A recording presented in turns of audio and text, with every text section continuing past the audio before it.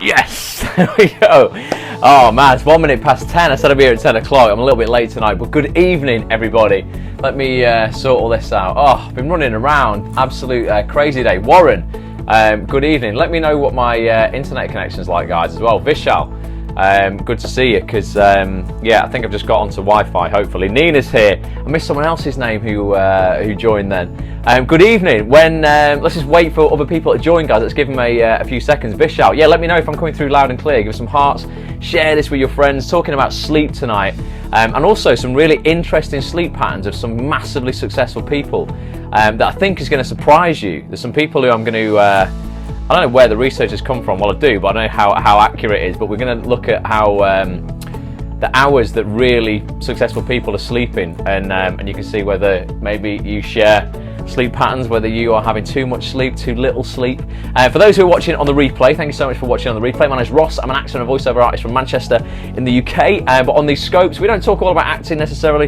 We talk about what kind of hacks, motivation hacks, mindset hacks, productivity hacks, all those kind of cool little things you can implement into your life to help you get further in your life faster. Selena, good evening. Good to see you here. I can't get this framing right. My tripod's just all over the place tonight. How's that without chopping me head off if I lean back? That's all right, innit? So yeah, let me know if I'm coming through loud and clear. Like I say, I've been having a bit of Wi-Fi issues. No coffee tonight. I've already had 2 coffees today. Got some green pond water. All good, says Selena. Amazing. Good. So let me know before we look at this tonight. Sleep and sleep patterns of super successful people. What's your sleep like? What's your quality of sleep been like recently? The reason I'm doing this tonight is because I'm pretty exhausted. I got to about 8 o'clock tonight. I was thinking what I'm going to talk about on the scope tonight. And I've been out this morning for about 9 o'clock doing a voiceover and then meeting various people through the day, running around like a headless chicken. Kim, good evening. And I'm like, right, man, I need to get some better sleep tonight. But what's your sleep patterns like normally? Are you an insomniac? Do you get to bed late? 11 till 7, that's good, Vishal, that's really good. Definitely, I've been getting throughout the last few weeks, some with the Bulletproof Actor launch, and I'm currently working with a few web developers around the world with the new Acts on This rebrand that I'm doing that's going to launch in about 3 or 4 weeks. I've not been getting anywhere near to bed as early as I should be doing. Late, says Selena. I'm normally getting into bed at the moment, probably 1 a.m. And I'm getting up at about 8 a.m, which is still 7 hours, which is still a nice amount, but sometimes I am, I'm feeling it. It's a struggle to get out of bed. And I have to really force myself some mornings. I'm not plugged in, Kim, because I'm charging my iPad up because I want to share with you an infographic in a bit. I'm on aeroplane mode though, and have you got your green gunk? Yeah, I've got a glass of green gunk. Mainly good. Odd nights, bad sleep, says Warren. It's massively important, sleep. I mean, hugely important. We live in an environment these days, evening Sam, where companies kind of, in terms of when people go, I'm being healthy, I'm investing in myself. We seem to think that things like this is being healthy and investing in yourself. This is stuff like kale and green tea and all these green extracts. And yeah, it is good for you. But we seem to forget sometimes the fundamentals. Do you agree with this? Give me some hearts if you do. We seem to forget the fundamentals sometimes of health, okay? And one of the biggest fundamentals is sleep. But pharmaceutical companies can't sell us sleep. They can't really sell us sleep that well, can they? So instead, they will sell us things like this. They will sell us a multivitamin, okay? So you might be going, well, you know what? I get up in the morning, I take a multivitamin every day.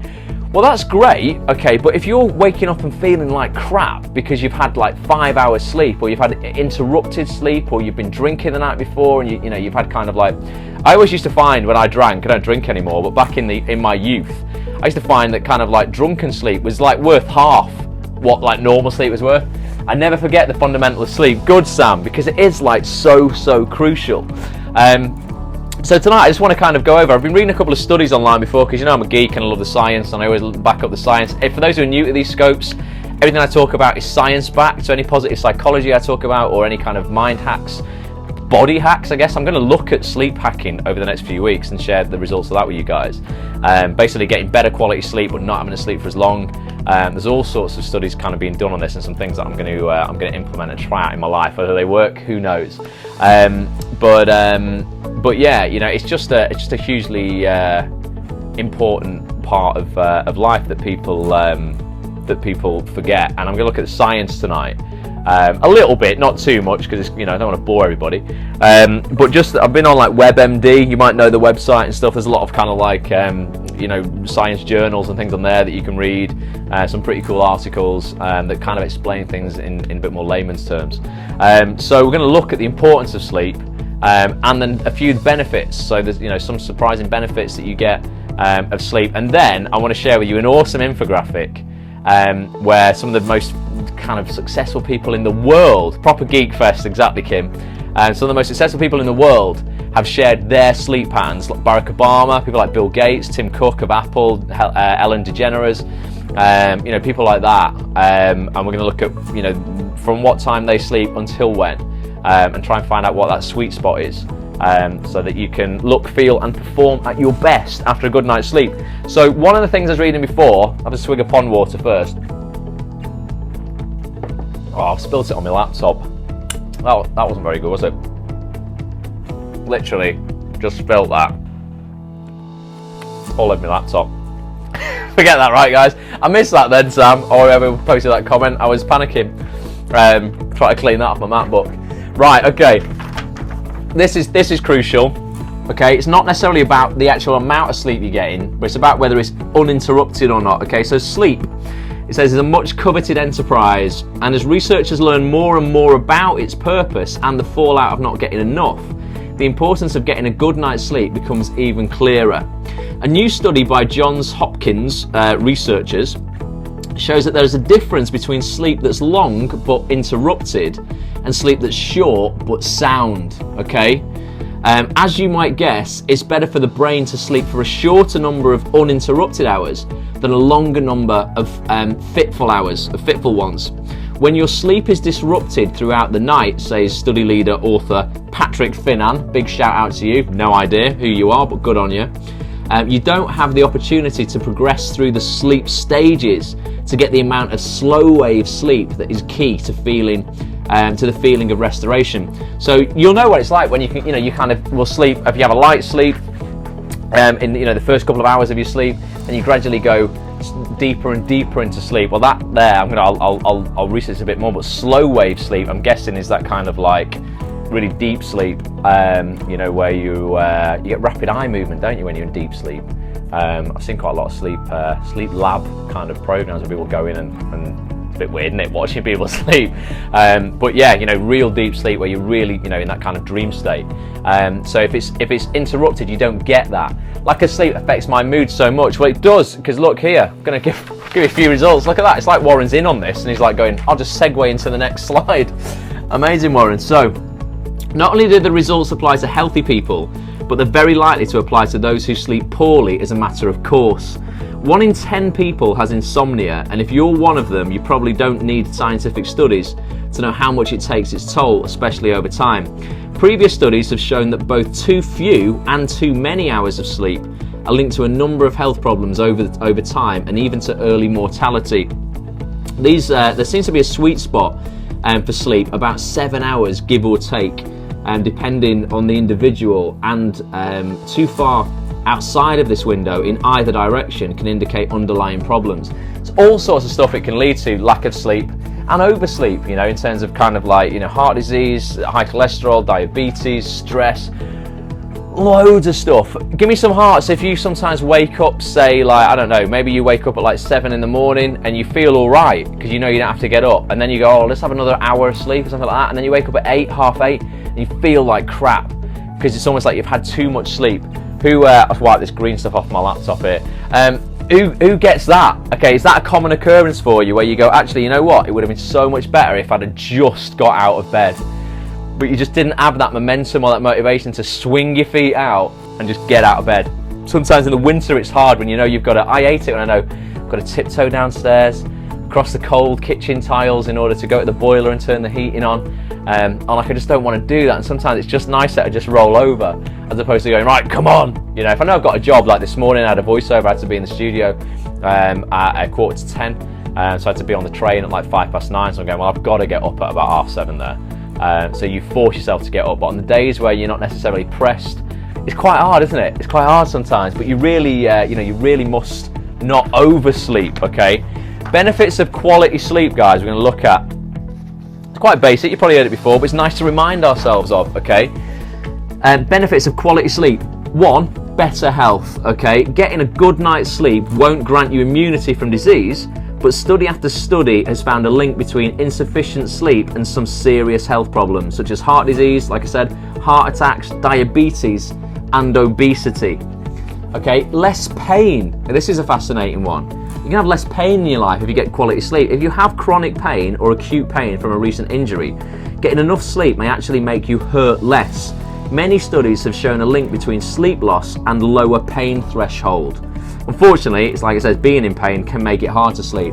But if you can get quality sleep in conjunction with medication that's stopping the pain, then your pain threshold and how much you can actually take will increase. Thus, you're not going to feel like you're in as much pain.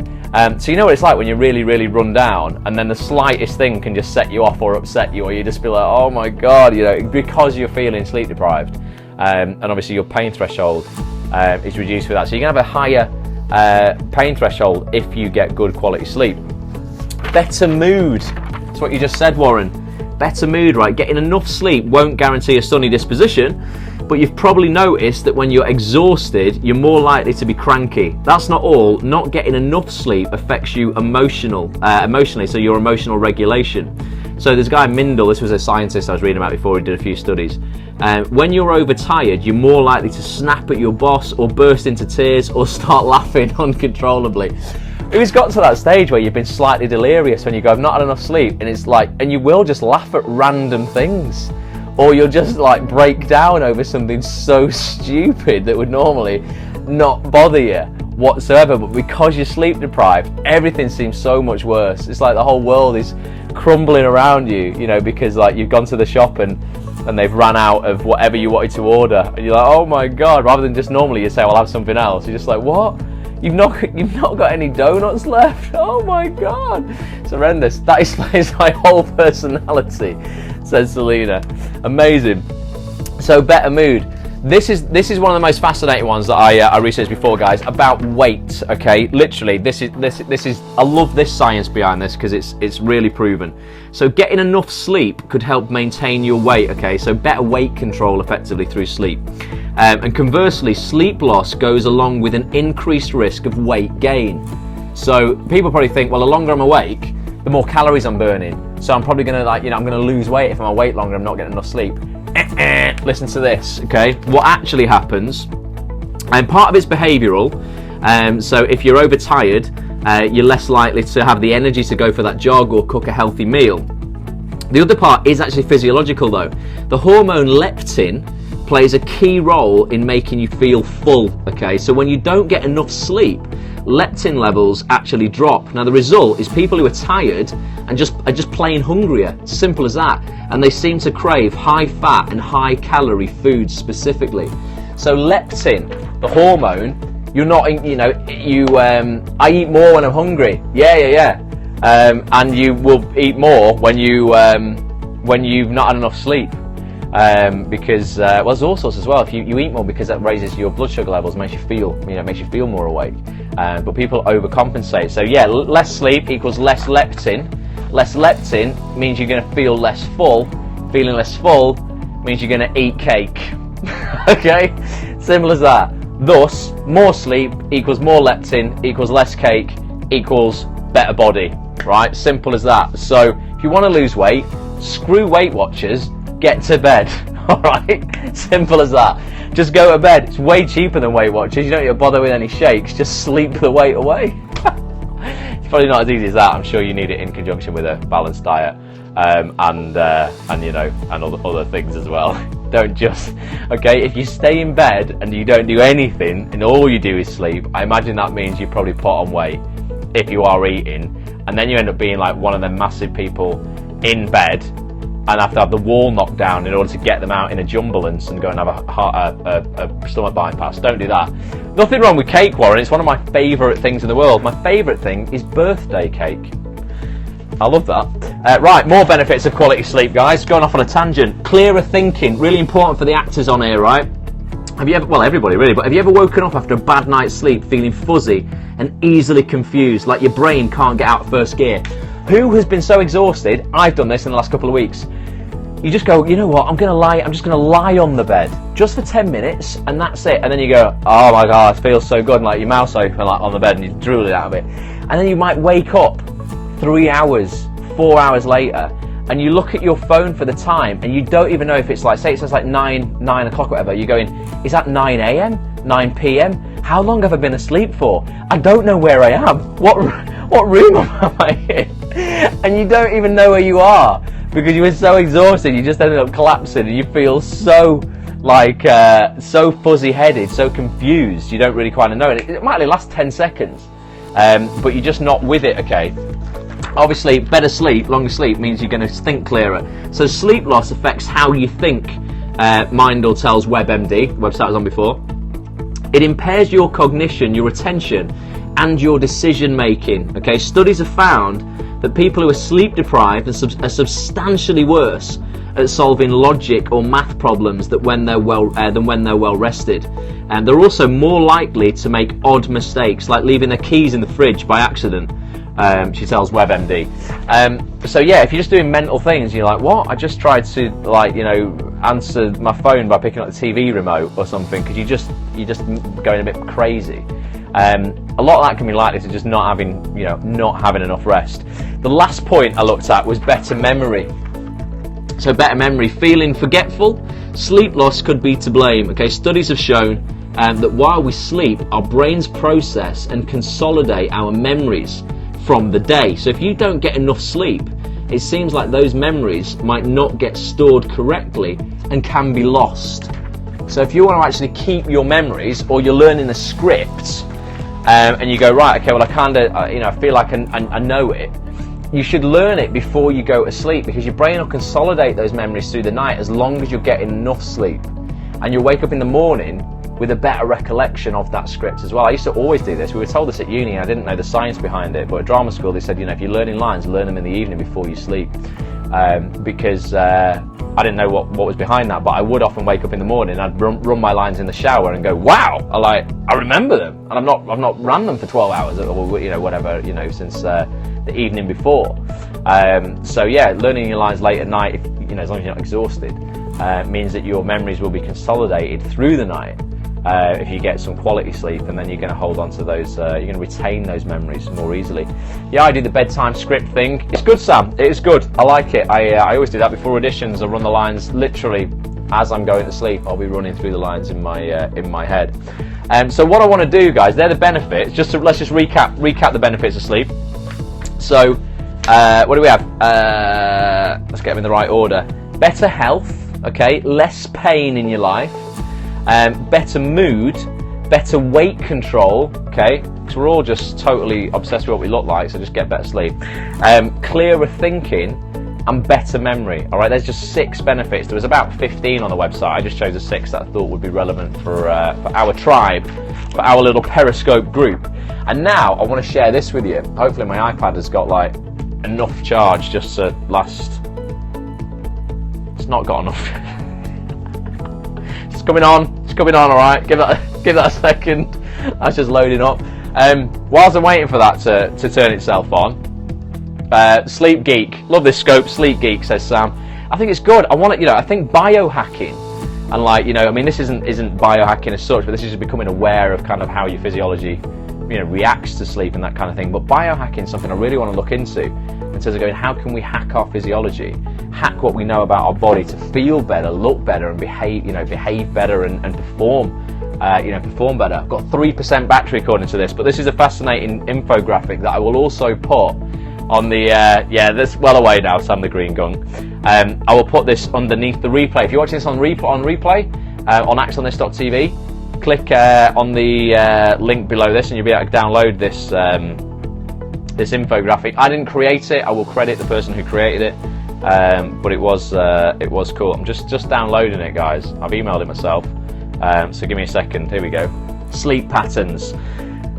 So it says the concept of having a solid 8 hours sleep is so well fed to us, okay, that missing it even occasionally leaves most of us tired and dizzy throughout the day. However, lots of successful people think and believe slightly differently, so many of them not sticking to the convention of 8 hours sleep. Sounds unlikely? Well, check out this cool infographic produced by Home Arena, let's give them a shout out, showcasing sleep patterns of 21 highly successful people. So I'm going to plug this in so that it doesn't, I've got 2% battery left now. So I will read you guys the this infographic. It is pretty cool. Let's pull this up. We can have a little guess. So in fact, let's look at sleeping hours first of all. Let's have a look at sleeping hours. Yeah. Who gets? Give me some yeses if you get 4 to 5 hours sleep a night. If you just get 4 to 5, you don't get any more than 5. Give me some yeses.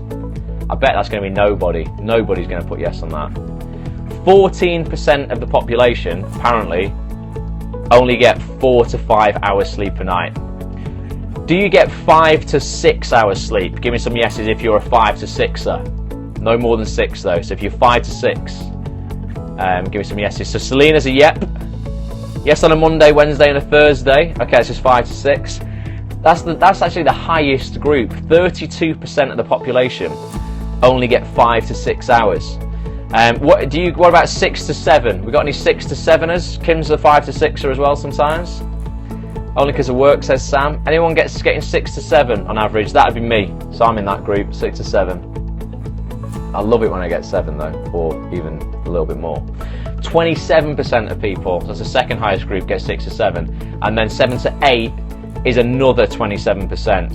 So the most common actually is 5 to 6 hours a night. Okay, 32% of people get that.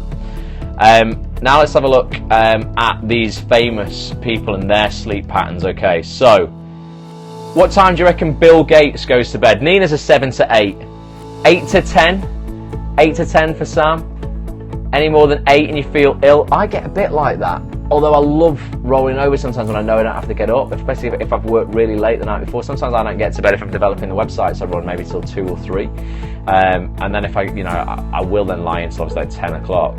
8 to 9, we're all so different when it comes to sleep. But I think you've really got to figure out your own pattern and what works for you, because our bodies all work very, very differently. I think society does instill this 8 hours into us, which is dangerous really, because it breeds a scarcity mindset into us. So it also makes us feel like, if we don't get 8 hours sleep, then we're going to be tired. Even if we don't feel it, we'll go, oh well, I must feel tired because I didn't get 8 hours sleep last night. So you've got to be careful with that. Find out what works for you. So what time do you reckon Bill Gates gets to bed, guys? What time would you say? Only one of the richest people in the world. What time do you reckon he sleeps from until? Give me a couple of guesses whilst I drink some pond water. Tony's here. Tony, have you found a girlfriend yet, pal? We've got to get Tony a girlfriend, but he's in America, so there's a lot of people in England watching this scope, so maybe, I don't know if I can hook you up, but we'll try. Edward's here. So 11 till 7, midnight until 9, 1 till 6, 1 till 7. Bill Gates goes to bed at midnight, and he gets up at 7. So he's the 7-hour man. He's the 7 hours. So gets to bed at 12 till 7. Sounds pretty normal to me. That's kind of what I would like to do, really, if I didn't have to work late. What about Richard Branson? Okay, Richard Branson. I'll give you a clue. He goes to bed at the same time as Bill. He's in bed at 12. What time do you reckon Dickie gets up?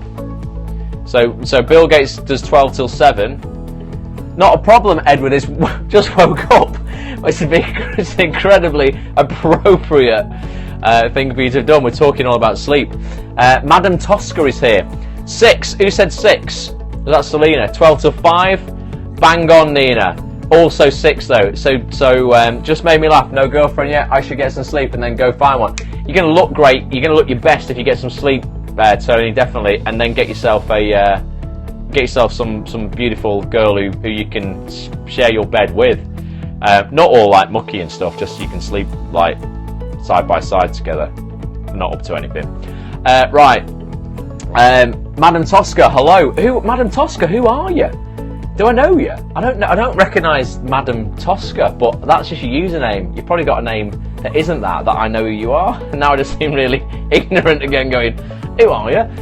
But yeah, let me know if I know you and where you're viewing from. So Richard Branson, yeah, 12 till between 5 and 6, so he just gets 5 to 6 hours sleep a night. I know I did that the other night when someone came on. I went, "Hey Ross," I went, "Oh hi, are you new?" And he went, "No, I've been on 5 scopes." It's like, "Oh, sorry about that." It's hard when I'm looking at the screen, I'm looking at what I'm presenting and stuff like that. I sometimes miss stuff. Richard Branson, 12 till 5, okay. Tim Cook, Apple CEO, okay, Tim Cook, he goes for 7 hours a night. He's in bed at 9:30. Okay, that's like very few people go to bed at 9:30 according to the stats, but he gets up at 4:30. So according to my stats here, people who go to bed at 9:30 is only 5% of the population. The biggest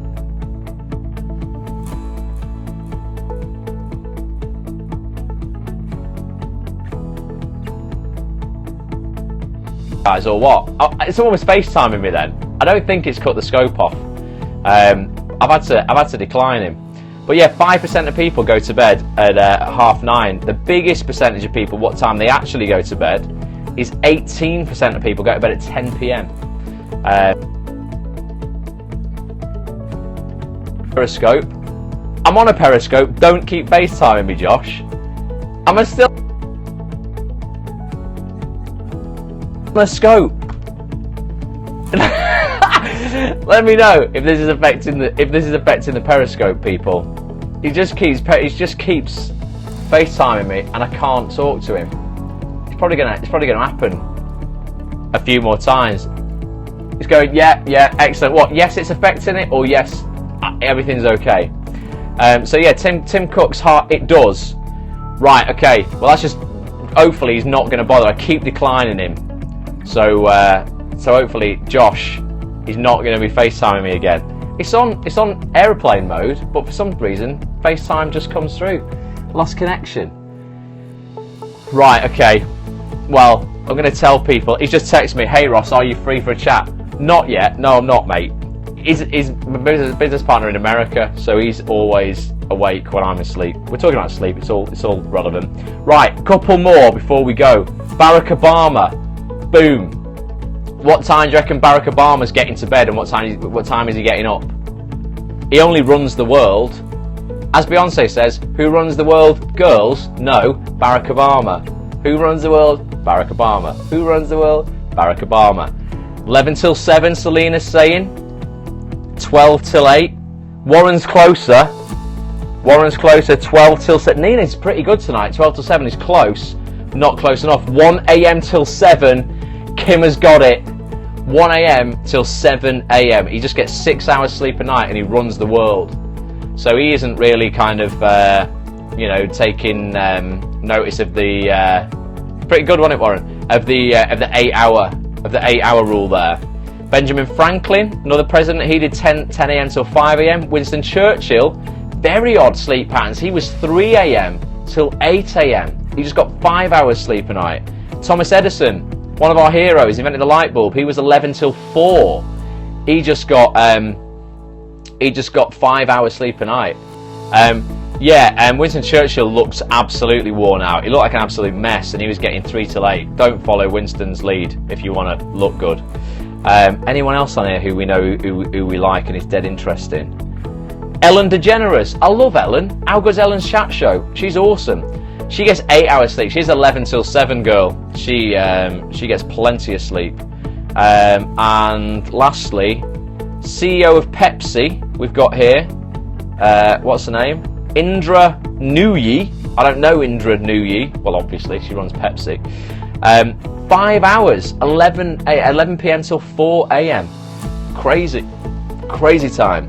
But yeah, ultimately, guys, it's about finding out what works for you, but not necessarily having to prescribe like those guys don't. They're some of the most successful people in the world. You don't always have to prescribe to the 8 hours a night rule. You can, you can find out what works for you. For me personally, like I said at the start of the scope, I reckon the sweet spot is around about 7. I've looked at quite a lot of sleep studies with the army as well, where they rotate 3 hours on, 3 hours off.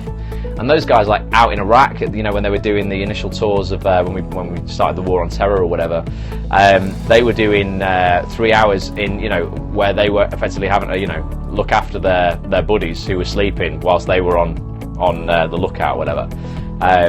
In watchtowers and stuff, and they were sleeping for 3 hours, then working for 3 hours, and swapping over. And people were saying, that's sufficient and it's enough. don't know if it'd be enough for me. But I will look at this more over the next few weeks, and we'll maybe have a little bit of a sleep hackathon where we try and, you know, kind of hack our sleep, see what's more efficient for us.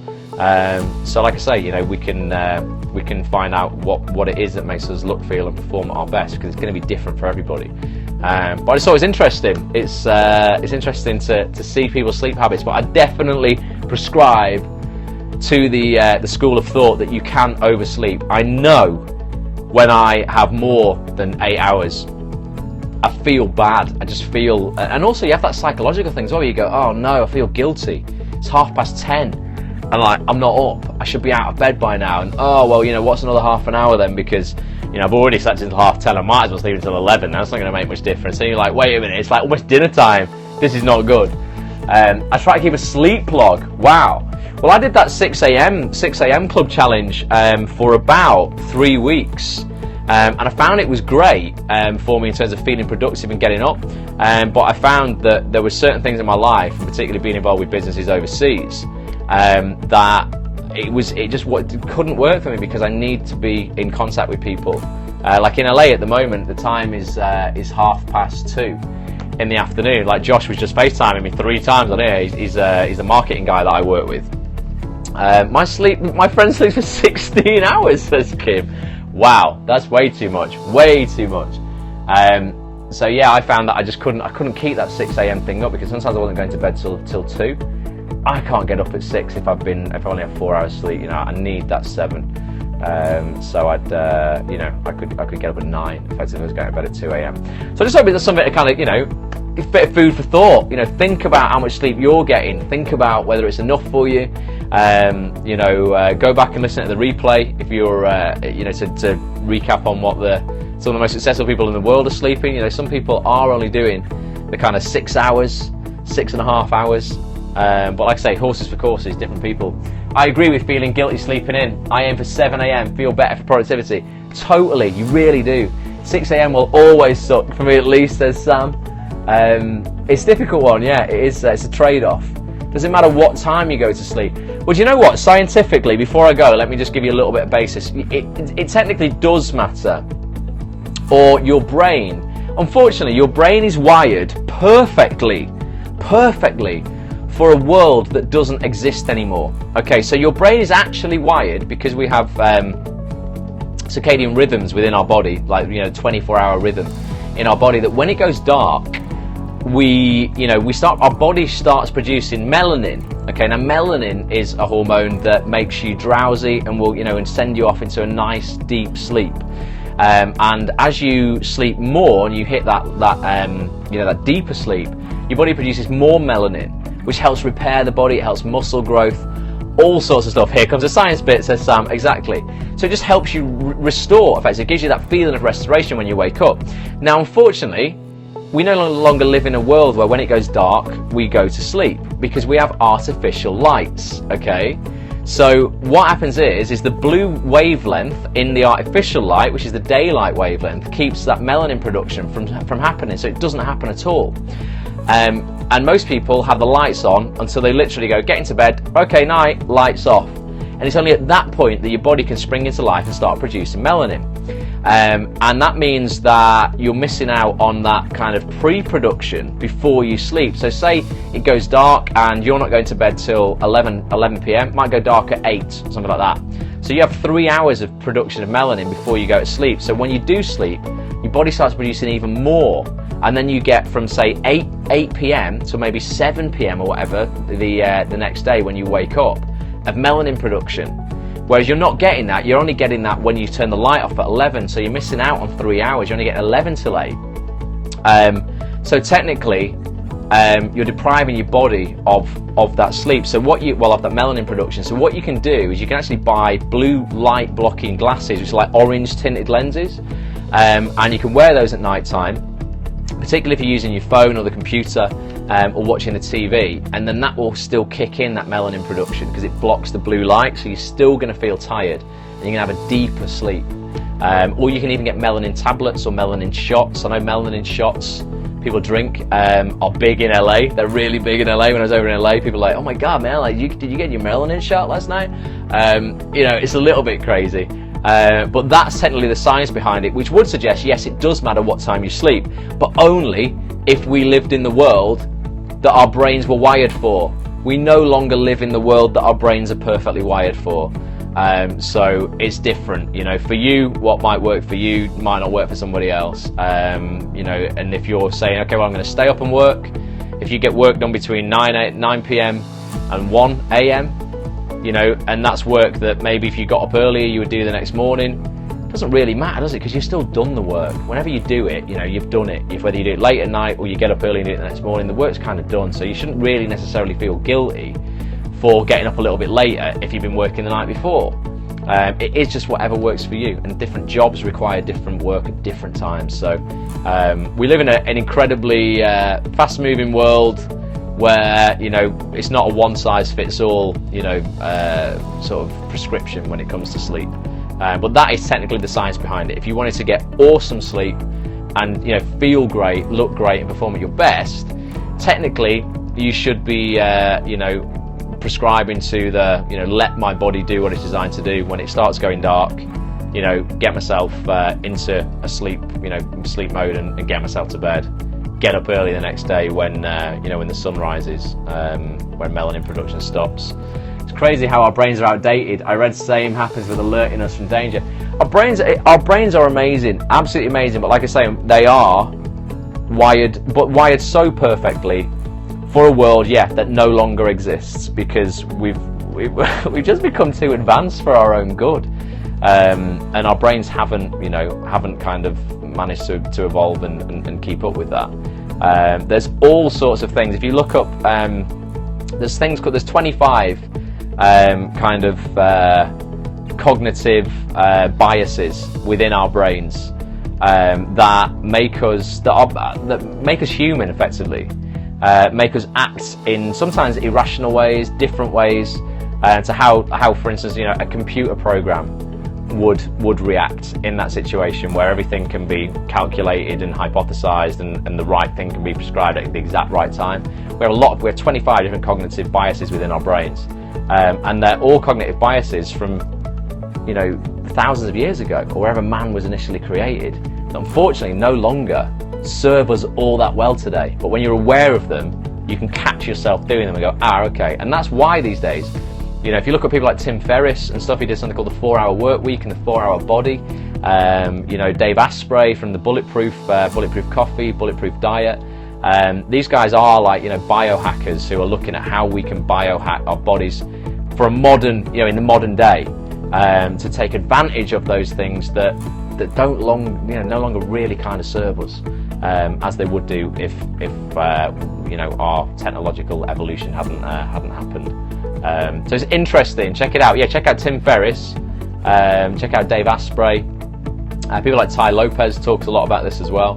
But it's fascinating, absolutely fascinating. But ultimately, the message is just get uninterrupted sleep. It doesn't matter when you get it, but just try and get uninterrupted sleep. So maybe you have to meditate for 10 minutes before you go to sleep, so you're not going to bed with a mind full of crazy stuff that's keeping you awake and giving you insomnia. Maybe you have to listen to some music to get you in the mood. People have magnesium lotions that kind of just relax them, chill them out. Maybe you need to exercise before bed. Find out whatever your thing is, so that when you do get to bed, whatever time that is, your sleep is uninterrupted. And even if you're only getting 6 hours of uninterrupted sleep, it's better than getting like 9 hours of interrupted sleep.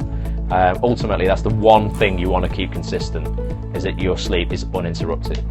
So that's it, guys. Hopefully it's giving you something to think about. You know, I'm certainly no scientific expert on sleep. It's something that I'm learning about, and all the stuff I'm talking about is just knowledge that I'm learning about and passing on to you. It's not going to be perfect. I'm not a scientist, but it's stuff that you know, that I just think I find interesting, and hopefully you guys do too. You can get sleep apps. Yeah, you can. You can get apps that, like, you know, will automatically record audio when it detects audio in the night. So if you think you sleep talk and all that kind of things, it can do all, you know, kind of record you and that kind of stuff. That measure how deep you sleep. Interesting. And there's like loads of sleep labs and stuff you can go to if you want to have your you know, your sleep kind of observed. and tested all sorts of things like that, which is interesting. But yeah, just check it out, do a bit of research and share it on the Facebook group. If you're not part of the Facebook group, come and join. It's facebook.com/groups. There's two of them, / either Act on This TV or / Bulletproof Actor. If you're an actor particularly, come and join. But yeah, this is two groups that we've got going. Awesome community of people, a lot of people who watch these scopes regularly, and more new people joining every single day. So I'll be back on Wednesday, people. I have no idea what we're going to be talking about. Hopefully I will have had some quality uninterrupted sleep by then. If you've got any suggestions, tweet me. It's at Ross A. Grant, or it's at Act on This TV, or it's at Bulletproof Act. But my personal one is at Ross A. Grant. I'm on Twitter quite a lot. Make sure you subscribe to me on Periscope. I'll be on Monday, Wednesday and Friday. So back on Wednesday, and then Friday it's book club, and we're looking at Brendan Burchard's, where's Brendan's book? Here, right next to me. Brendan Burchard's The Charge. On Friday, last chapter we're looking at on Friday, the last chapter of this for this month, and we're looking at the drive for contribution. Did we say, challenge it was, wasn't it? Yeah, challenge. The drive for challenge was the vote, what people wanted to talk about. So check it out. Tony Rossi's scope today. Tony, I'll watch your scopes, man. Definitely. Tony's doing Tony scope. Currently single, he's ready to mingle. And so if you're an incredibly intelligent, hot woman who lives near Tony in America, I don't know where you live, Tony, then, or maybe you want something long distance. Because that might be less hassle, Tony. You can have a UK-US relationship. You don't have to see each other in real life. Everything can be done on Periscope or FaceTime. Might be less complicated. Then hook up with Tony. Definitely, we'll get him a beautiful girlfriend by the end of the year. With my first scope, awesome. Everybody should scope. Throw yourself into it. If you're afraid, that's all the more reason to do it. Get yourself out there, basically, and just scope as much as you can. Different postcode, says Sam. UK sounds great. Get yourself over, Tony. Look, we have glasses of green. It's all like floating on the top now. We have glasses of green gunk that are really great for you, Tony. I'll have that later. That looks beautiful. Right, I'm out, guys. I'm going to go get some quality sleep. I'm so exhausted. I will upload this replay to YouTube as well. If you want to watch more replays, we've done nearly 70 scopes. Go to actonthis.tv and check it out. Oh, I will show you. Pleasure, Selena. Let me just show you guys. I'm redeveloping actonthis.tv. I wanted to make the navigation way more accessible for people, because I think there was things on the website that people just couldn't find because the navigation wasn't as good. Let me know if you think this is a nice way to navigate the website. This is only the test version of the site, so it looks like the actual version, but it's going to look a lot better on the homepage than it does here. This is kind of like the version that's up now. But look at this navigation. So all we've got is the register and login buttons on the top, but check this out, it's quite app-like. I go voomph, and then check that out. How nice is that for navigation? Give me some hearts if you think that's going to be better getting around the site. This is the new version of the site. It's going to launch in about a month's time, but it just means that the navigation and stuff, there's nothing hidden. So if you want to go to Periscope and you want to see the Periscope replays, look, book club, mind hacks and motivation and mind hacks. What do you think of that? Pretty sweet, or what? Does it make the bump noise? No, it doesn't. It only does the bump noise if I'm actually in the room. Look, normally it would just do this. No noise.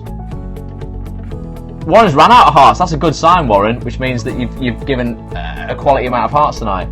If I'm actually with you at the time, it does this. Do you hear that?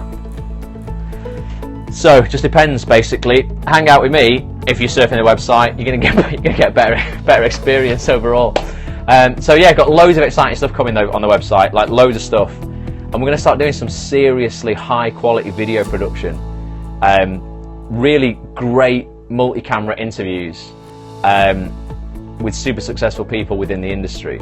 Not just broadcasts like we normally do via webcam and stuff. These are going to look the mutts nuts in a real studio with awesome guests. So I'm so excited to kind of tell you more about that. Can you add the noise? I don't know, maybe. You know what? I'll talk to the web team and go, guys, can we sample this noise and add it on? Don't know what'll happen, but I'll do my best for it, definitely. Maybe I'll do a limited edition for premium members of Acts on This. They get the noise on the navigation. Amazing. Right, I'm obviously going delirious now, so I'm out of here. But I'll see you Wednesday night. Tweet me, let me know what you think. Let me know if you're enjoying these scopes, what you might want to talk about.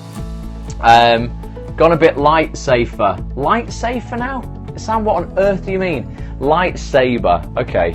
Alright, we'll make it less lightsabery, otherwise George Lucas might sue us. I'm definitely going. Tweet me, follow me, not stalk me like in real life. Follow me on Twitter and Periscope. That'll get a bit weird. And I'll see you Wednesday night, guys, 10 PM. Be here. Oh, broke it again. What? Oh, there we go. We'll be somewhere else. But you know, this is gonna be way better. Basically, I'm out of here. Laters. Good night. God bless. Goodbye. Tony, let's get you a bird next time. Bye for now.